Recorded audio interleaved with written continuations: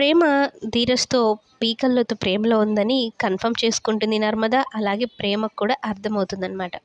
ఇక కాలేజ్‌కి వెళ్తూ దారి మధ్యలోనే దించేస్తాడు ప్రేమని. "ఇక్కడి నుంచి నువ్వు బస్‌కి వెళ్ళిపోతావు కదా! వెళ్ళిపో" అని. అయితే ప్రేమ కూడా సరే అని చెప్పని వాళ్ళ క్లాస్‌మేట్స్‌తో మాట్లాడుతూ ఉంటే వెనకాల నుంచి ధీరజ్ చూసి ఒక తెలియని పొసెసివ్‌నెస్ అనమాట.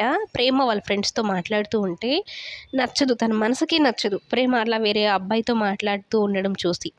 సరే అని వెళ్ళిపోతాడు.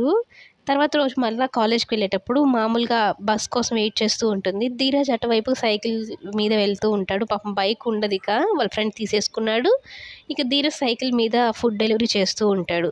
అప్పుడు ప్రేమ ఆపి లిఫ్ట్ ఇవ్వవా అంటూ వస్తుందనమాట. పరిగెత్తుకుంటూ వెళ్తుంది ధీరజ్ కోసం.